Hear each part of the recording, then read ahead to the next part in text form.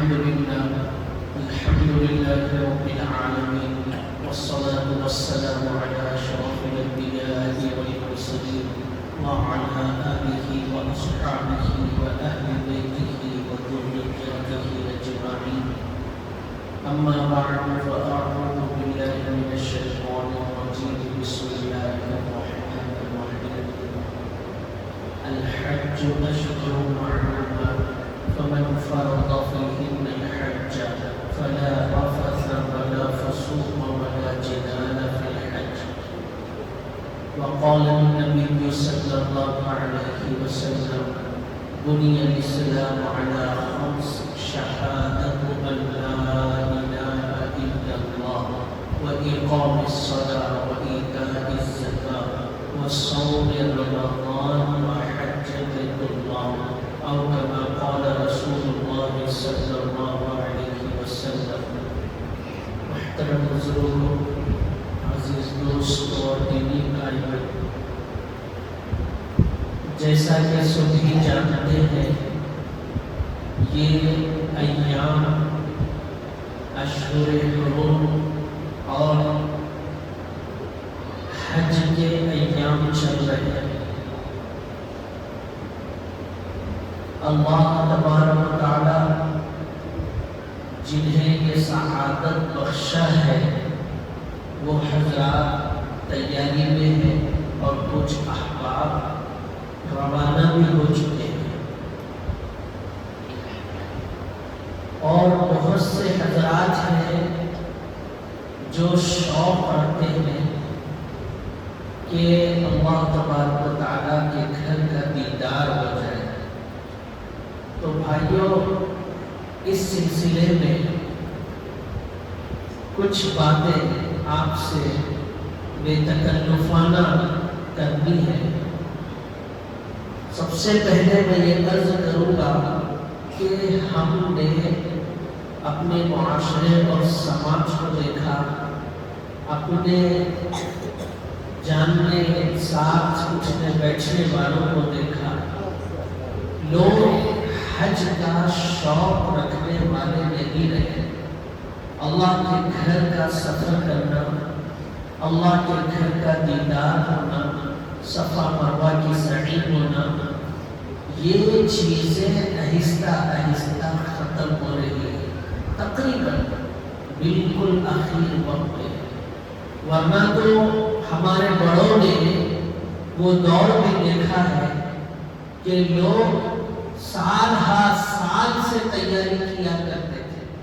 1 سال نہیں، 2 سال نہیں، 5 سال سے حرم شریف جانا ہے، حج کا سفر کرنا ہے. اس کے لیے جو اخراجات ہے، اس کے لیے جو زاد راحلہ ہے، آنے جانے کی، آمد و رفت کی، اور سفر کا دوشدان، انتظامات میں سواریوں کا انتظام، پھر کشتی سے جانے والے اس اعتبار سے تیاری کرتے تھے، جہاز سے جانے والے اس اعتبار سے تیاری کرتے تھے، اور ہر سال حرم شریف جانے کی نیت کرتے تھے. اللہ تبارک و تعالیٰ ان کو ان کی نیتوں کے مطابق حرم شریف پہنچایا کرتا. اللہ کے گھر کا وہ دیدار کرتے تھے. اور کتنے ایسے ہیں جنہوں نے وہ دور دیکھا ہے کہ اس زمانے کا جو سفر تھا، اتنا کٹھن سفر، اتنا مشکل ترین سفر، کہ اس سفر میں حاجی حج سے واپس آتا ہے اس کی گارنٹی نہیں ہوا کرتی. اور دوران سفر اس کے ساتھ کیا پیش آئے، اس کا بھی کوئی اعتماد اور بھروسہ اور یقین نہیں ہوتا. قافلوں کی شکل میں جایا کرتے تھے، اور ایسی صورتحال تھی کہ لوگ اپنے ساتھ کفن بھی لے جایا کرتے تھے. بازار کا جانے سے پہلے وصیت نامہ لکھ کر جاتے تھے کہ لوٹ کر ہمیں آنا نصیب ہو یا نہ ہو. یعنی جان کا بھی کوئی بھروسہ نہیں تھا. تو اس وقت بھی ایسے شوقین تھے لوگ، بکریوں کے چرانے والے، مویشیوں کے چرانے والے، محنت مزدوری کرنے والے، پتھروں کو کھودنے والے، جنگلوں سے لکڑیوں کو توڑنے والے، ٹھیلا بنڈی اور موز اور فلاں چیز بیچنے والے جن کی کوئی حیثیت نہیں ہوتی تھی، مگر ان کے اندر شوق ایسا تھا کہ اس شوق کی بدولت اللہ تبارک و تعالی انہیں اپنے گھر کو بلایا اور وہ اسی نیت اور شوق کے مطابق اپنے عمل اور اپنے لیے فیصلے کو پاتے تھے۔ آج اعمال کے اندر جو بگاڑ ہے، وہ بگاڑ کا سب سے بڑا جو ذریعہ ہے وہ ہے نیتوں میں فساد، شوق کی کمی، ارادوں کے اندر کمزوری، عزم اور حوصلے کے اندر پستی ہے۔ اگر ہماری نیتیں ہر عمل پر درست ہو جائے، چاہے وہ آپ کی نظر میں چھوٹی ہی نیکی کیوں نہ ہو، چاہے وہ دنیا کی نظر میں غیر معمولی ہی یا اس کو ایسا سمجھا جاتا ہے جس کی کوئی حیثیت نہیں ہے، مگر آپ کی نیت کی وجہ سے وہ بہت ہی قیمتی اور انمول ہو جاتا ہے۔ اعمال کرنے والے بھی ہیں، مگر اس کے باوجود اعمال کے مطابق ان کو اپنی زندگی کے اندر وہ خوشحالی، خوشگواری نصیب نہیں ہوتی، وہ چین و سکون و راحت نصیب نہیں ہے جو چین و سکون اچھے اعمال کرنے پر ملنے چاہیے۔ یہ مستقل ایک موضوع ہے، اس پر ہزاروں مثالیں دی جا سکتی ہیں۔ ایک دو بات بطور مثال آپ کے سامنے عرض کروں کہ ہم نماز پڑھنے کا شوق رکھتے ہیں اور نماز بھی پڑھتے ہیں، مگر نیت کے اندر فساد ہوتا ہے۔ اللہ کے لیے پڑھنے کا ارادہ، یہ مزاج ختم ہے، اس لیے نماز پڑھی جا رہی ہے کہ امام صاحب مجھے نمازی سمجھے، بستی والے مجھے بہت بڑا دیندار سمجھے، اور رکعتیں لمبی لمبی اسی لیے پڑھ رہا ہے کہ دیکھنے والے سمجھے کیا خشوع اور خضوع سے نماز ہی پڑھ رہا ہے، حالانکہ اس کی نماز کے اندر خشوع اور خضوع نہیں، اس کی نماز بے جان ہے، بے روح ہے۔ جیسے ہی نیت کے اندر بندوں کا خیال آ گیا، اللہ کے غیر کا تصور ہو گیا، کتنا ہی بہترین سے بہترین عمل کیوں نہ ہو، بڑے سے بڑا اجر و ثواب اس پر اللہ کیوں نہ دیتے ہو، عمل وہاں غارت ہو جائے گا۔ اسی لیے قرآن مقدس میں بہت مقامات پر مخلصا لہ الدین یہ الفاظ استعمال کیے گئے کہ آپ کا ہر عمل اللہ کے لیے خالص ہونا ہے، محض اللہ کی رضا اور خوشنودی کے لیے ہونا ہے۔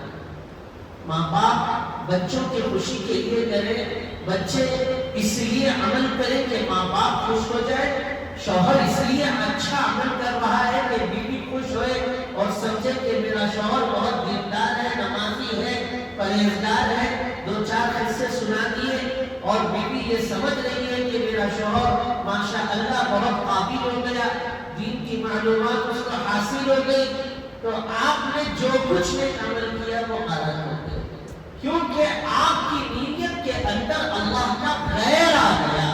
جہاں غیر اللہ سے ٹکراؤ ہوتا ہے تو وہ نماز جیسی اہم عبادت ہی کیوں نہ ہو، وہ ستیہ ناس ہو جاتی ہے۔ جہاں بھی تصور آپ نے اللہ کے غیر کا کیا، اللہ کی شان رحیم، کی شان کریمی جلال میں آ جاتی ہے کہ اس کو کیا چیز کی کمی تھی کہ اس نے مجھے چھوڑ کر غیر اللہ کا تصور کیا۔ تو بھائیوں، اس زمانے میں اخراجات نہیں تھے، وسائل نہیں تھے، اسباب اتنے نہیں ہوا کرتے تھے، مگر شوق مضبوط تھا، نیتیں اچھی ہوا کرتی تھی، عزم اور حوصلے اور ارادے بلند ہوا کرتے تھے، تو اللہ تبارک و تعالیٰ جنگل میں لکڑی توڑنے والے اور بکریوں اور مویشیوں اور چوپالوں کے چرانے والوں کو بھی حج جیسی اہم ترین عبادت سے سرفراز فرماتے تھے۔ آج اللہ کے فضل و کرم سے دنیا نے اتنی ترقی کی کہ اگر یہ کہا جائے کہ آج لوگ چاند پر جا کر آ رہے ہیں تو یہ بات بہت پرانی ہو گئی. ترقی اس سے بھی آگے، ٹیکنالوجی اس سے بھی آگے، اور ڈیجیٹل زمانے نے تو ایسا دنیا کو کر دیا ہے کہ پیسے آپ کے ہیں مگر جیب خالی پڑا ہوا ہے. محنت آپ کر رہے ہیں مگر پیسہ کسی اور کے پاس رکھا ہوا ہے. ضرورت آپ کی ہے مگر آپ سامنے والے کو پیسے دے کر کے نہیں لیتے ہیں. 2-4 بٹن دبا دیا اور فوراً آپ نے اپنی ضرورت کے سامان لے لیا. ایسی ترقی، ایسی ٹیکنالوجی، اتنے اسباب، اتنے وسائل آج ہو چکے ہیں کہ لوگ سعودیہ جانا ہے تو وہاں بیٹھ کر انڈیا کی ترکاری بھاجی کھا رہے ہیں، وہ بھی فریش. امریکہ جا رہے ہیں تو انڈیا کی چیزیں استعمال کی جا رہی ہیں، جبکہ لوگ امریکہ، سعودی اور قطر یہ نام سنتے تو حیران ہوتے تھے. تصور نہیں ہوتا تھا اتنی دور 7 سمندر پار جائے گا، جہاز اتنی اوپر سے اڑے گا. پتہ نہیں وہاں کیسے لوگ ہوں گے، کیسا ماحول ہوگا. ہر ایک کو اپنی زمین، اپنا وطن عزیز ہوا کرتا تھا. آج تو بوڑھے ماں باپ بھی بول رہے تھے بیٹا جا یہاں رہ کے کیا کرتا، کچھ نہیں ہے جاتا. ہمارا مسئلہ نہیں، ہم جیسے تیسے بھی گزارا کر لیں گے مگر تو چلا جا. ایسی ترقی، ایسی ٹیکنالوجی بھائی، اس کے باوجود ہمارا شوق کیسا ہے. حج کو لے کر آپ دیکھیں کہ کہیں اس کا بیان بھی ہوتا ہے تو لوگ دور سے چلے جائیں. وہ سب حج سنتے ہی ارے بہت بڑی عبادت ضرور ہے مگر پیسہ اس میں بہت لگتا، 5 لاکھ 10 لاکھ روپے. چلو چلو چلو. اچھے اچھے دیندار لوگ صف اول کے مصلی ہیں، نمازی پرہیزگار ہیں. امام نہ ہو تو وہ صاحب آگے بڑھ کر نماز پڑھا لیں، مؤذن نہ ہو تو وہ صاحب آگے بڑھ کر اذان دے دیں. ان کا حال یہ ہے کہ انہوں نے اپنے آپ کو صرف نمازوں تک اور سال میں 1-2 دفعہ زکوٰۃ ادا کرنے تک محدود کر لیا. جبکہ حج نماز کا درجہ رکھتا ہے.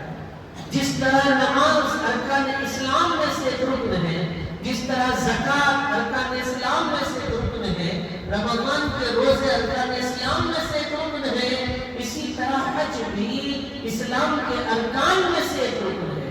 جیسا شوق آپ کو نماز کا ہے، جیسا شوق آپ کو زکوٰۃ کا ہے، جیسا شوق آپ ماہ سیام کے اندر فرض روزے رکھنے کا رکھتے ہیں، ویسا شوق ایام حج میں حج پر جانے کا بھی رکھنا ہے.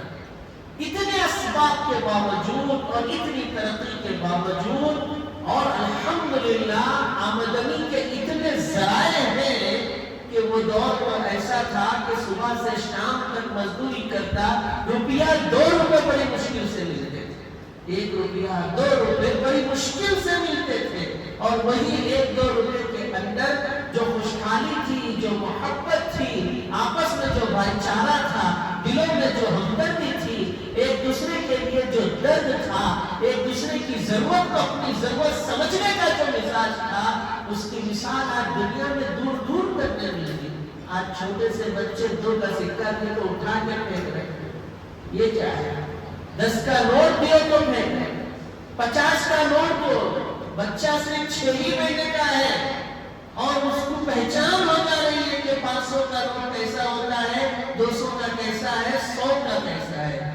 آپ تجربہ کر لیں، بچے کے سامنے رکھ کے وہ سیدھا 500 کا نوٹ اٹھائے گا، 100-200 کا نوٹ نہیں اٹھائے گا. اتنی ترقی کے باوجود اور اتنی آمدنی کے ذرائع کے باوجود، اور لوگ تو آج یہ کہہ رہے ہیں، بہت جنوں سے سننے کو ملا 10-20 ہزار روپے یہ کیا کمائیے بھائی، 10,000 20,000 میں ہو جاتا ہے، گزارا مشکل ہے.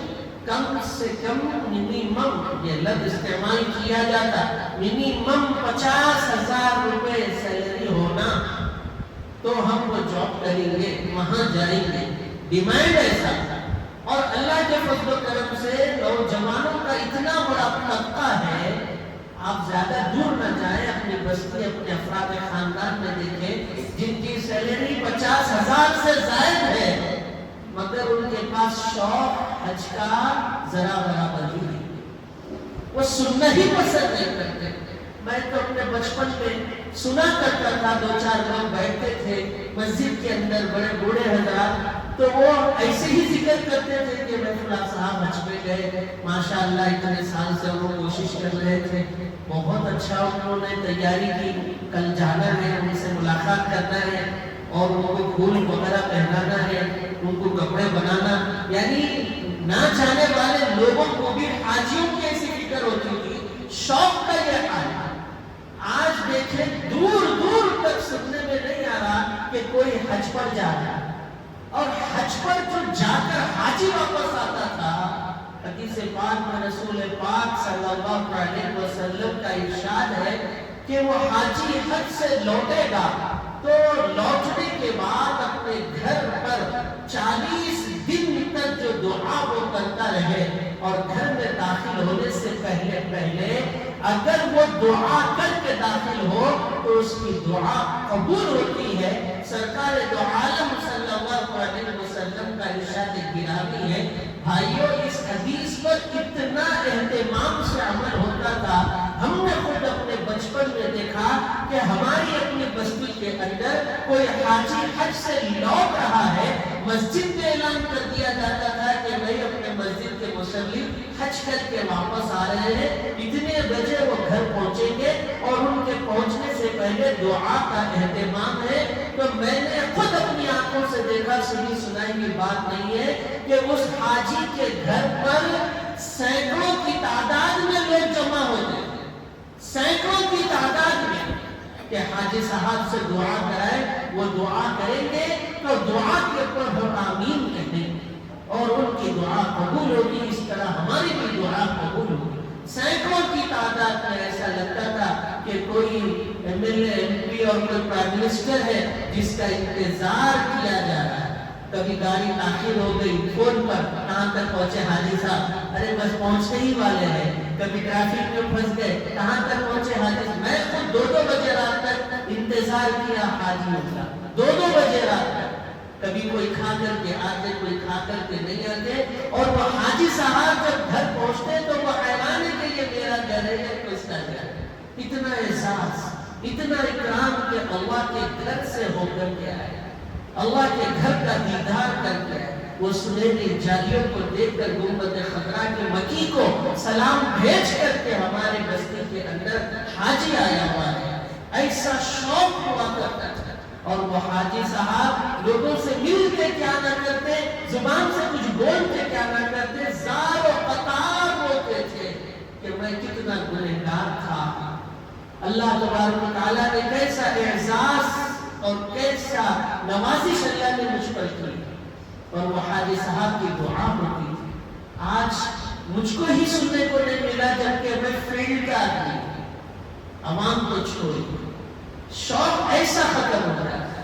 میرے بھائی، یہ صرف دین کے اعتبار سے نہیں بتا رہا، دنیاوی اعتبار سے بھی آپ کو آپ کی منزل، آپ کو آپ کا مقصد، اور آپ کو اپنی مطلوبہ چیز اسی وقت حاصل ہو سکتی ہے جب آپ اس کے حاصل کرنے کا یقین پختہ رکھے، عزم اور حوصلہ مضبوط ہو، اور آپ کی نیتیں درست ہو، اور آپ کے اندر شوق ہو۔ اور یہ ہمارے اپنے بڑوں میں، اللہ والوں میں، حضرت مولانا عمر پالن پوری رحمۃ اللہ علیہ کی ایک تقریر کے اندر، وہ کتاب کی شکل میں آئی، اس کے اندر ہم نے پڑھا کہ حضرت نے فرمایا کہ اللہ کی مدد اور نصرت اسی وقت حاصل ہوتی ہے جب بندے کے اندر اپنی مطلوبہ چیز کو حاصل کرنے کا شوق ہو، نیت ہو، اور یقین پختہ ہو۔ یقین کے اندر تذبذب نہ ہو، اور شوق کے اندر کمزوری نہ ہو، اور عزم و حوصلے کے اندر پستی نہ ہو۔ حضرت نے فرمایا اسباب نہ بھی ہو، وسائل نہ بھی ہو، حالات ایسے نہ بھی ہو، پوزیشن آپ کی ایسی نہ بھی ہو، تو اللہ کب فیصلہ فرماتے، اور کب انڈیا میں رہنے والا عربستان پہنچ جائے، اور کب کون سے دیہات میں رہ کر بکریاں چرانے والا مکہ المکرمہ پہنچ کر بیت اللہ کا دیدار کرے، تصور ہی نہیں ہوتا۔ ایسے شوق کی ضرورت ہے۔ گزشتہ سال میں نے واقعہ سنایا، آج بھی اس واقعے کو دہراتا ہوں کہ ہمارے اپنے ساتھیوں میں سے اور مجھ سے بڑے ساتھی یعنی ہم عصر نہیں، ہم سے بڑے ان کا یہ واقعہ ہے کہ وہ مسجد کے امام ہیں اور 5 وقت کی وہ نماز پڑھا رہے مصلی پر، اور وہ امام صاحب کے استاد محترم حج پر جا رہے ہیں۔ تو امام صاحب اتنا روئے کہ اللہ مجھے اگر موقع ملتا تو میں استاد کے ساتھ حج پر چلا جاتا، ساتھ میں سفر بھی ہوتا اور استاد محترم کی خدمت بھی میں کر لیتا۔ رونا اللہ آپ کے لیے کوئی مشکل نہیں، ہر ناممکن چیز آپ کے لیے ممکن ہو جائے گی۔ اللہ آپ کو زمین و آسمان کے خزانوں کے مالک ہے، اللہ انسانوں کی تقدیر اور قسمتیں آپ کی 2 انگلیوں کے درمیان ہے۔ وہ بیچارہ رو رہا، مسجد کی دیوار پکڑ کے رو رہا، کبھی مصلی کو پکڑ کے رو رہا، صبح سے شام ہو گئی، مصلیان پریشان ہے کہ امام صاحب کل تک تو ٹھیک تھے، آج اتنا زار و قطار کیوں رو رہے؟ تو انہوں نے کہا کہ لوگوں، ہمارے محلے سے ہمارے اساتذہ بھی اور بھی میرے جاننے ماننے والے اللہ کے گھر کا سفر کر رہے ہیں، حج کو جا رہے ہیں، میرے اندر بھی یہ شوق ہے، مگر کیا کروں، اسباب میرے پاس نہیں ہے، وسائل میرے پاس نہیں ہے، اور میں ایسی پوزیشن میں نہیں ہوں کہ میں اپنے استاذ کے ساتھ اور حاجیوں کے قافلے میں شریک ہو جاؤں۔ البتہ میں نے اللہ سے دعائیں کی اور رو کر کے میں دعا کر رہا ہوں۔ میرے بھائی، اسی بستی کے ایک امیر دولت مند انسان اسی وقت وہ آئے تھے دبئی سے، تو شام کے وقت انہوں نے وہ امام مسجد کو فون کیا اور کہا کہ آپ کے پاس پاسپورٹ تیار ہے، جبکہ ابھی وہ مسجد کے امام سے ملے نہیں اور امام مسجد ان سے ملے نہیں، اور امام صاحب اتنے شوق میں ہیں، دعائیں کر رہے ہیں، ان کی کیفیت کا کچھ عطا نہیں، پتہ نہیں، وہ صاحب کو معلوم ہی نہیں ہے۔ فوراً انہوں نے کہا کہ دیکھو آپ جو ہے تیاری کر لو، کل ہی آپ کو قافلے کے ساتھ روانہ ہونا ہے۔ رات پھر صبح فجر کے ساتھ ہی استاذ کا فون آیا کہ بیٹا میں چل رہا ہوں اور تم کو بھی ساتھ آنا ہے۔ تو کہا کہ حضرت جی میں خود آ رہا ہوں آپ کے ساتھ قافلے کے اندر۔ تو پریشان ہوئے، فرمایا کیسے یہ ترتیب بنی؟ تو بتا دیں اللہ کا ایک بندہ رات میں عشاء کے بعد اس کو فون آیا اور اس کے لیے یہ میری تیاری کروا دی اور بس میں آپ ہی کے ساتھ پہنچنے والا ہوں۔ تو استاذ کہتے ہیں کہ تمہارے شوق کو دیکھ کر کے دعائیں تمہارے حق میں کی گئی، تو نتیجہ یہ ہوا کہ اللہ پاک نے ایک امام مسجد کو جس کے پاس اسباب نہیں، جس کے پاس آمدنی کے ذرائع نہیں، جس کے پاس ایسی کوئی پونجی نہیں، جس کے پاس زاد و راحلہ کا کوئی انتظام نہیں، ایسے کو بھی اپنے گھر پر بلایا۔ ابھی آپ سنیں گے حج کے دنوں میں نیوز میں بھی آئے گا، اخباروں میں بھی آئے گا کہ فلاں صاحب فلاں قبیلے کے تھے اور فلاں گاؤں دیہات کے تھے، ان کے پاس کچھ نہیں، مگر انہوں نے ایسی دعا کی کہ سعودی گورنمنٹ نے خود ان پر رحم کھا کر کے ان کو بلا لیا اور حج کیا، حجر اسود کو بوسہ دینے کا بھی موقع دیا۔ تو بھائیو، شوق کی ضرورت ہے۔ جب تک شوق آپ کے اندر نہیں آئے گا، جب تک نیتیں آپ کی درست نہیں ہوں گی، جب تک عزم و حوصلہ آپ کا مضبوط نہیں ہوگا، اس وقت تک کوئی بھی چیز کیا دین کی کیا دنیا کی آپ حاصل ہی نہیں کر سکتے۔ اور اس کے لیے اپنے آپ کے اندر انقلاب لانے کی ضرورت ہے۔ قرآن مقدس میں اللہ پاک نے فرمایا ان اللہ لا یغیر ما بقوم حتی یغیروا ما بانفسہم، کہ اللہ کسی بھی قوم کو اس وقت تک توفیق ہدایت نہیں دیتے جب تک کہ وہ قوم خود اپنے آپ کو بدلنے کی کوشش نہ کرے۔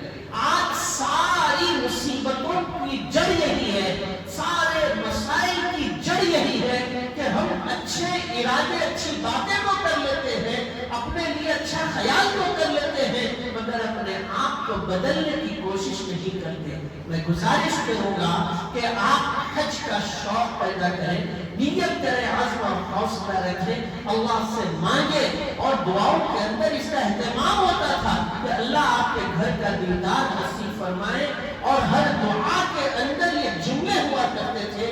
آج دعا کے اندر بھی وہ جملے ختم ہو گئے، حج جانے کا کوئی شوق ہی نہیں رہا۔ اس کے علاوہ بھائی دعوت ہو گئی، کوئی تقریب کرنا ہے یا کوئی فنکشن کرنا ہے، بیٹے کا نکاح ہے یا بیٹی کا نکاح ہے، ارے حد تو یہ ہو گئی کہ شادی کی سالگرہ ہے اور اپنے بچوں کی برتھ ڈے ہے، بچوں کی سالگرہ ہے، 4 لاکھ روپے 5 لاکھ روپے آرام سے خرچ کر رہے ہیں۔ کہاں سے آ رہا ہے اتنا پیسہ؟ جبکہ آپ 5 لاکھ میں حج کو جا سکتے ہیں، اللہ کے گھر کا دیدار کر سکتے ہیں۔ شادی کی سالگرہ جس کا تصور اسلام میں نہیں، برتھ ڈے ہے، بچے کی پیدائش کی سالگرہ جس کا تصور اسلام میں نہیں ہے، یہ منکرات ہے، یہ منہیات ہے، عوامل کی قبیل سے نہیں ہے، اور اس کے لیے 4 لاکھ 5 لاکھ روپے آرام سے۔ اور جب بیٹی کا نکاح، بیٹے کا نکاح، اسلام نے کہا ان اعظم النکاح برکہ ایسرہ مؤونہ، سب سے بابرکت نکاح وہ ہے جس کے اندر خرچ بہت کم ہو، اور ایسے نکاح کو آپ نے اتنا عالیشان بنا دیا صرف بچی والوں کو دکھانے کے لیے، اپنے افراد خاندان کو دکھانے کے لیے۔ بھائی نے 5 لاکھ روپے خرچ کیے ان کے بیٹے کی شادی میں ان سے پیچھے کیوں رہوں؟ میں 7 لاکھ خرچ کروں گا، 7 لاکھ خرچ کرے تو میں 10 لاکھ خرچ کروں گا۔ بیچارہ وہ دلہا قرض ادا کرتے کرتے بوڑھا ہو جا رہا، بچوں کا باپ بن جا رہا ہے، اس کے ذمے سے وہ شادی کا قرض نہیں ہو رہا۔ لڑائی جھگڑے یہی سے تو ہوتے ہیں، باپ یہی تو کہتا ہے کہ تیری شادی کے اندر قرض کیا اور اتنا مجھ کو دینا ہے، آج سے یہ ذمہ داری تیری۔ اب وہ کیا کرے گا؟ پہلے اکیلا تھا، پھر بیوی کا خرچہ، اب اوپر سے یہ قرضے کو لے کر کے چلے۔ اسی لیے بڑے حضرات کو بھی سوچ سمجھ کر کے قدم اٹھانے کی ضرورت ہے۔ میرے کہنے کا مقصد یہ ہے کہ ہم بہت سی غیر ضروری چیزیں جس کا تصور اسلام میں نہیں، جس کا تصور قرآن میں نہیں، اور جن کے کرنے کا حکم احادیث میں نہیں دیا گیا، سیرت رسول کا جس سے تعلق نہیں، اور صحابہ کی زندگیوں سے دور دور تک اس کا تعلق نہیں، اس پر لاکھوں روپیہ خرچ کر دیا جاتا ہے۔ اور جہاں حج کی بات آتی ہے، نہیں اس میں پیسے لگیں گے، اسی لیے شوق کیا، اس سے دور ہو جاؤ۔ یہ بہت ہی غلط بات ہے میرے بھائیوں۔ میں آپ کے سامنے ایک ہی واقعہ کہ جب شوق پیدا ہوتا اور جب وہ دلچسپی ہوتی تو آپ مرد رہ کر کے بھی حج سے دور ہوں گے، مگر خواتین جو کنواری بچیاں ہیں، اللہ والے کے بیان میں انہوں نے حج کی فضیلت بیان کی اور شوق کے اوپر انہوں نے بیان کیا۔ مجلس میں پس پردہ سننے والی خواتین اور کنواری بچیاں جن کا نکاح ہوا ہی نہیں، ان بچیوں نے سنا تو انہوں نے اپنے بیان کے آخر میں یہ بتایا کہ دیکھو، اگر آپ لوگ اپنے اخراجات میں سے کچھ روپیے پیسے روزانہ حج کی نیت سے نکالتے جاؤ، ابھی سے حج کرنے کا ثواب بھی ملے گا، اور ایک وقت آئے گا اتنے پیسے جمع ہوں گے کہ آپ حج جیسی اہم ترین عبادت سے سرفراز ہوں گے۔ 4 سے 5 سال کے بعد وہ بچیوں نے پیسے جمع کرنے شروع کیے۔